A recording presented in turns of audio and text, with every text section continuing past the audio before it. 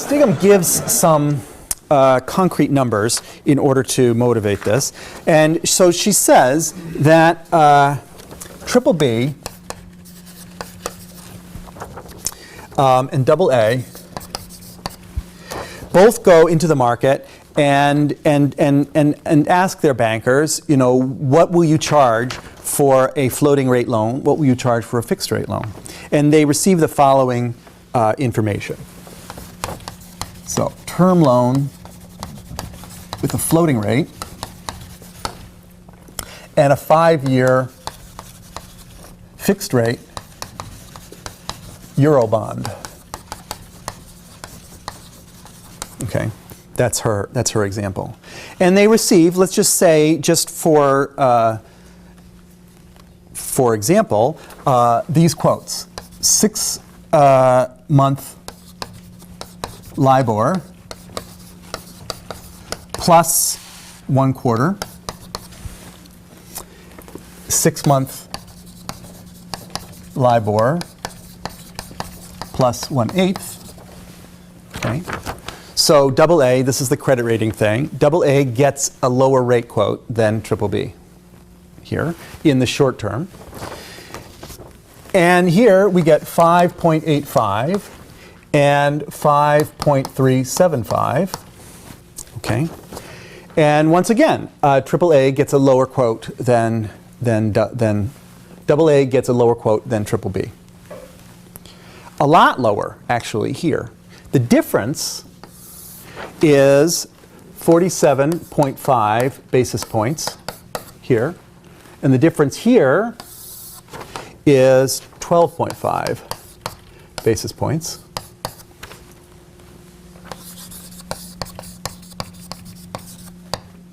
And what that means is that we have 47 minus 25, 47.5 minus 12.5 is 35 basis points, okay, to work with. I'm going to explain in what sense we have 35 basis points to work with, but there is a win-win possibility here because of this number, this 35 basis points. And there's a negotiation that's going to take place about who gets those basis points. Or they don't necessarily split them right down the middle, and you would expect, right, okay, that double A gets most of them, you know, because if it's the better borrower. What's particularly interesting is you can and there's always this analogy to comparative advantage. Remember this from intro economics, where one country has absolute advantage in producing two goods, both goods, but the other country has comparative advantage in one. Well, that's sort of what's going on here. You can see that double A has absolute advantage in borrowing, period. You know, it's borrowing at a lower rate than triple B at all maturities, okay? But that difference is a lot bigger in the long-term market than here. It's just tiny here, okay?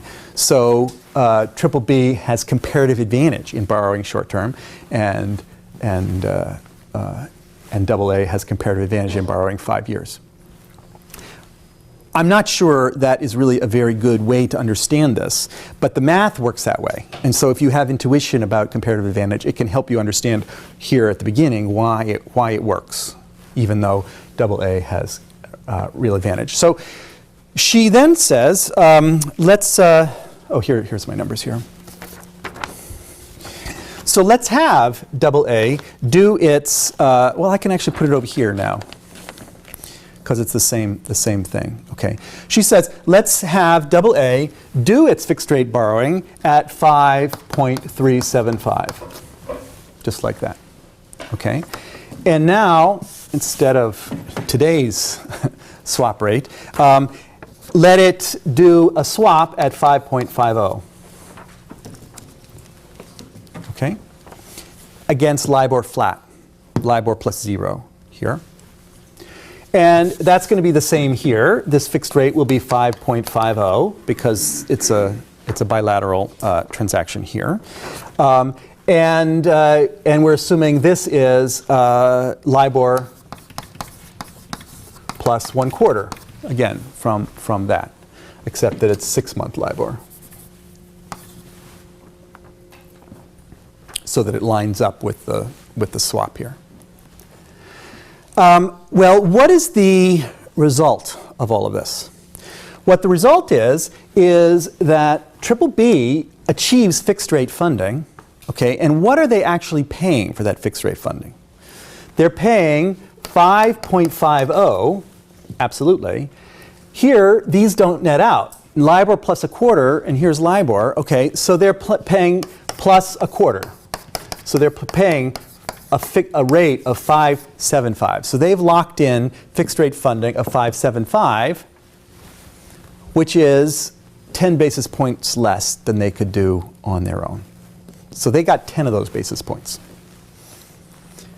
Do the same math here, and you say AA is locking in LIBOR funding, okay, but we have here, they could borrow, the difference between 550 and 5.375, okay, means that they acquire funding at LIBOR, okay, minus an eighth, okay, which is they could borrow on their own at LIBOR plus an eighth. So there's an eighth and an eighth difference there, okay, which is a quarter, which is 0.25, which is 25 basis points.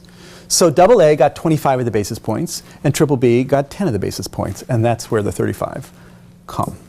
This is just an example, okay, but it's an example that shows why people do this, you know, why firms would ever want to swap, given that one of them has an absolute advantage. And it allows AA to get funding at less than LIBOR.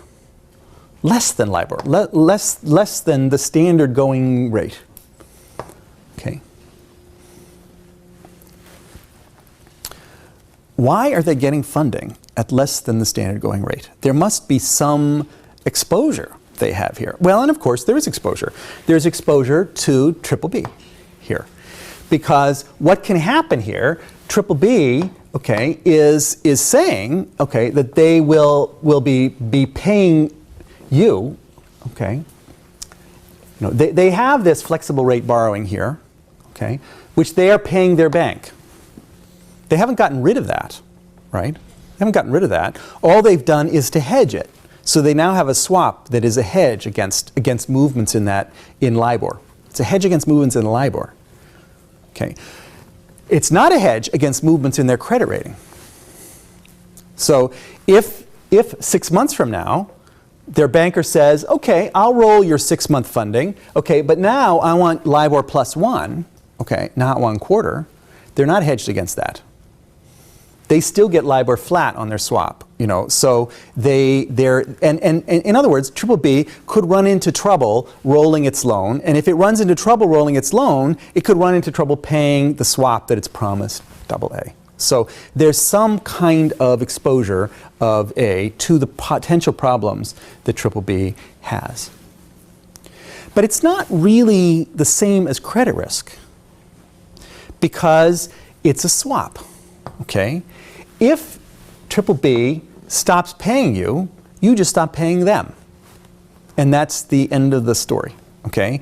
So you just rip it up, okay? Now, it's changed in value and all of that, and you wind up losing in that sense, but you're limited, and you're not losing some huge principal that they owed you. You're losing a payment. You're losing a net payment, as a matter of fact, fixed versus floating. Okay, so the credit risk that's involved in a swap is a lot less than an actual parallel loan, right? In an actual parallel loan, they could default on the whole loan, okay, and then where would you be? Okay, but there is no actual loan. There's just an agreement to make these net interest rate payments. The interest rate swap, in fact, a lot of these swaps come into being because of certain kinds of market imperfections.